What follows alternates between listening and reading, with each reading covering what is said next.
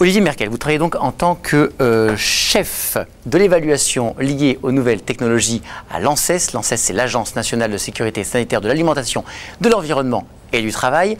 Et si vous êtes là, c'est parce que l'ANSES a publié ce matin une expertise sur l'exposition des enfants aux radiofréquences et leurs effets éventuels sur la santé. Pourquoi est-ce que les enfants déjà sont particulièrement exposés et comment les ondes agissent sur nos organismes? Alors, il n'aura échappé à personne qu'aujourd'hui, on est tous exposés à un ensemble de dispositifs qui émettent des ondes électromagnétiques, téléphone mobile, l'éveil bébé, les tablettes tactiles, voilà, les jouets connectés. On a aujourd'hui des robots communicants aussi. Donc les enfants aujourd'hui sont clairement beaucoup plus exposés que nous, adultes, qui étions évidemment moins en communication avec l'ensemble de ces objets. Et le travail de l'agence, qui s'est étalé sur deux longues années, a mis en évidence notamment que, par exemple, certaines zones du cerveau chez les enfants pourraient être un peu plus exposées que ces mêmes zones chez les adultes, tout simplement parce que l'épaisseur du crâne, notamment des enfants, n'est pas la même et plus fine chez les enfants que chez les adultes. Et puis finalement, ce qu'on peut dire, c'est qu'un enfant, c'est pas un adulte en réduction.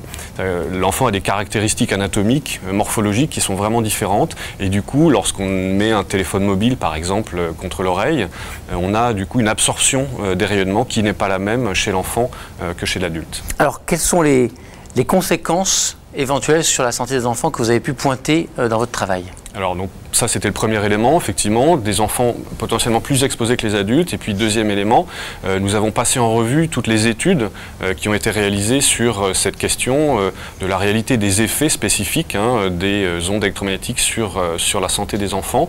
Alors aujourd'hui, les données disponibles ne permettent pas de conclure à l'existence ou non d'ailleurs, d'un effet des radiofréquences, par exemple, sur les fonctions auditives, sur le système reproducteur ou aussi sur le risque de cancer. En revanche, ce qu'on voit apparaître, légèrement émerger, je dirais, du fond de ces études, c'est des effets potentiels, par exemple, sur la mémorisation, sur l'attention, mais aussi sur le bien-être. Alors là, sur le bien-être, finalement, on se rend compte que les effets, alors bien-être, c'est le stress, le sommeil, les troubles du sommeil, l'anxiété, et donc ces effets pourraient être en fait davantage liés à l'usage que les adolescents, par exemple, ont de ces dispositifs plutôt qu'à l'exposition aux radiofréquences. Est-ce que ça a été facile? C'est facile de faire ces études? Parce que vous disiez, pour l'instant, sur tout un tas de sujets, on ne sait pas si ça a des effets dans un sens ou dans un autre. Il va falloir encore attendre des études. Ça fait des années qu'on a l'impression qu'on attend ces fameuses études. Pourquoi c'est si compliqué? Oui, alors c'est très compliqué, d'une part parce qu'aujourd'hui, tout le monde est exposé. Pratiquement plus personne vit sans téléphone mobile. Donc on ne peut pas faire des études comparatives, exactement, tout simplement. Exactement. Mais expérimentalement, est-ce qu'il y a des sources sur l'animal soumises à des radiofréquences qui pourraient permettre d'avoir un vrai risque physiologique? Alors c'est effectivement l'objet de la plupart des études aujourd'hui qui essayent d'explorer les effets sur des animaux. Après, toute la question réside dans finalement la représentativité des modèles animaux qui sont utilisés. Alors on sait qu'il y a des questionnements, notamment mais chez l'animal, ça fait quoi alors? Alors sur la représentativité des modèles animaux par rapport aux jeunes enfants, on trouve effectivement ces fameux effets dont je vous parlais sur l'attention, sur la mémorisation, on les trouve effectivement à la fois chez les enfants et chez les jeunes. Et là, c'est pas des jeux vidéo, c'est qu'on envoie des radiofréquences aux animaux dans des cages. C'est ça, c'est ça. C'est vraiment l'idée, c'est d'exposer précisément le cerveau de ces animaux et de voir ensuite quel effet ça peut avoir sur leur comportement. On va y revenir, je pense, avec les questions des téléspectateurs dans quelques minutes, mais déjà, quelques conseils aux parents.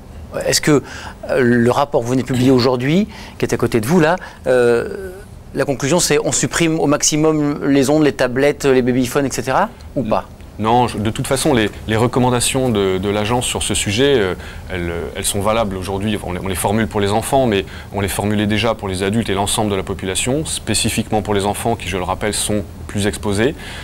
Ces recommandations, c'est limiter son exposition. C'est jusqu'à quel âge? On est enfant de ses parents toute sa vie, mais là, c'est jusqu'à quel âge être enfant?